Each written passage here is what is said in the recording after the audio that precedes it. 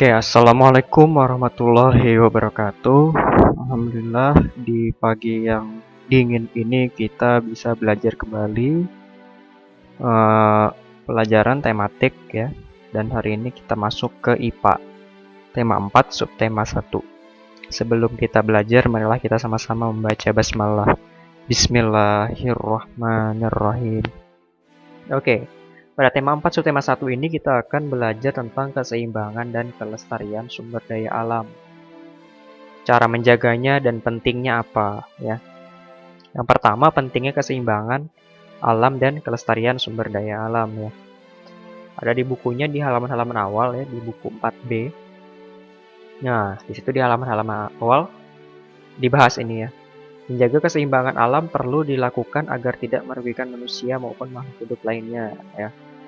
Seperti yang sudah diajarkan, keseimbangan alam itu penting ya. Keseimbangan alam itu apa? Artinya alam itu seimbang ya. Artinya tidak ada yang kekurangan, tidak ada yang kelebihan ya. Atau bahkan tidak ada yang hilang gitu ya. Lalu contoh menjaga kelestarian apa ya? Contohnya adalah menjaga kelestarian pohon bakau. Pohon bakau ya. Pohon bakau di pantai dapat menahan air laut. Apabila dirusak dan ditebang secara berlebihan, maka akan terjadi pengikisan pantai atau abrasi. Oleh karena itu sumber daya alam juga perlu dijaga kelestariannya. Ini pohon bakau bisa tumbuh di pantai-pantai kan. Nah, ini akarnya ini yang menjaga pengikisan tadi ya, menjaga abrasi tadi. Nah, kalau nggak ada pohon bakau bisa jadi abrasi seperti ini ya. Air laut sedikit demi sedikit mengikis tanah di sekitar pantai. Oke. Sumber daya alam adalah segala sesuatu yang ada di alam dan digunakan untuk memenuhi kebutuhan hidup manusia. Contoh usaha yang dapat dilakukan untuk melestarikan sumber daya alam adalah sebagai berikut. Ini sudah diajarkan. Pertama, penanaman kembali hutan-hutan yang gundul. Atau bahasanya apa kemarin? Reboisasi ya, reboisasi.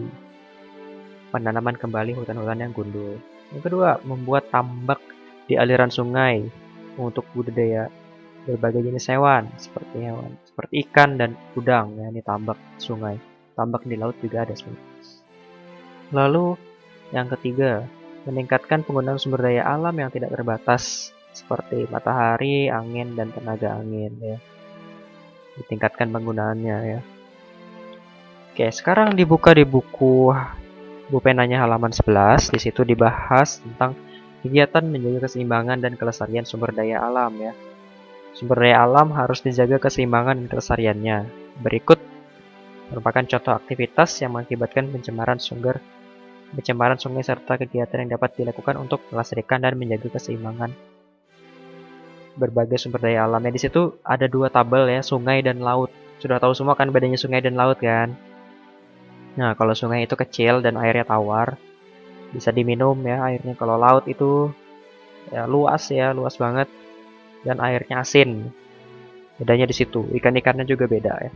Ikan di sungai belum tentu bisa hidup di laut, ikan laut belum tentu bisa hidup di sungai ya.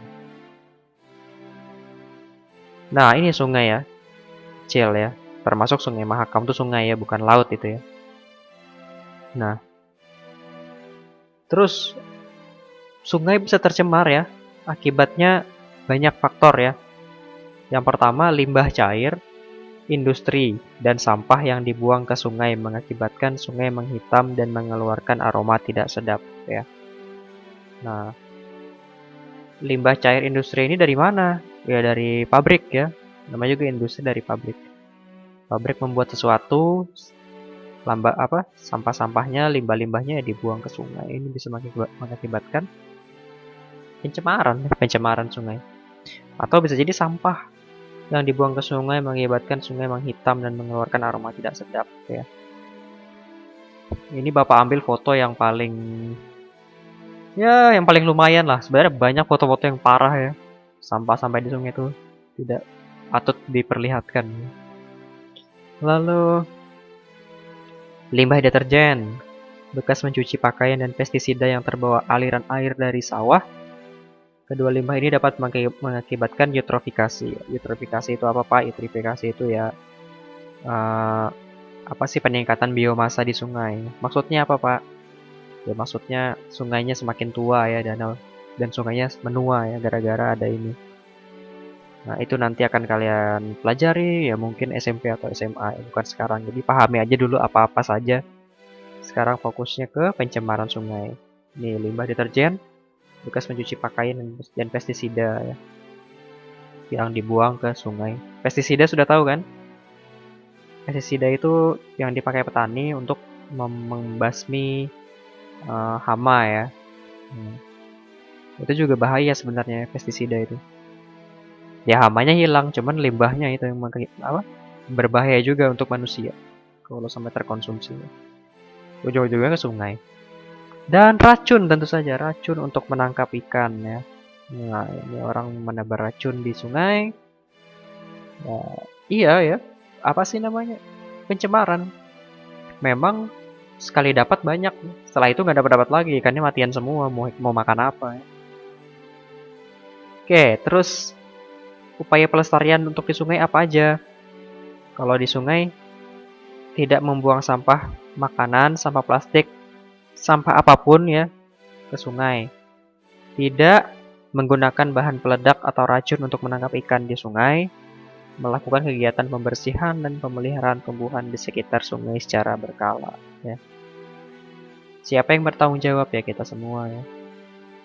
Yang hidupnya di sekitaran sungai ya bisa jadi ada kegiatan kerja bakti ya, salah satunya membersihkan sungai biasanya. Nah, sekarang laut. Nah, ini laut tadi kan sungai laut nih luas ya, luas banget ya. Kalau sudah sesat di laut, sudahlah. Sudah luas dalam dia. Dan juga airnya asin ya. Nah, dan laut juga bisa tercemar. Ya. Apa yang menyebabkan laut tercemar? Yang pertama, limbah dari muara sungai ya. Maksudnya apa? Muara sungai itu ya ini ya, bertemunya sungai dan laut. Ini kan sungai nih. Sungai itu ngalir loh. Sungai itu ngalir, membawa limbah-limbah, ujung-ujungnya ke laut ya. Limbah dari sungai ke laut juga ujung-ujungnya pasti. Kalau nggak mengalir namanya danau ya. Kalau sungai pasti mengalir. Mengalirnya pasti ke laut. Dan mungkin ke gunung. Nah, yang kedua, racun dan bahan peledak yang digunakan untuk menangkap ikan ya. Nah, ini sudah dijelaskan beberapa tema sebelumnya ya. Akibat pencemaran. Lalu tumpahan minyak dari kilang minyak. Nah, ini pencemaran juga nih parah. Ini kayaknya di balik papan deh ini ya. Nah, ini pencemaran laut juga ya. Ikan sudah diajarkan kan, ikan bernapas dengan insang ya. Insang itu nggak ngirup udara, ngirup air dia ya.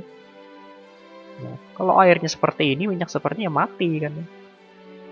Kalau kalian berenang aja, berenang di air seperti ini ya sudah pasti nggak enak gitu kan ya. Itu baru berenang, apalagi bernapas di air seperti ini. Kasihan ikan-ikannya ya.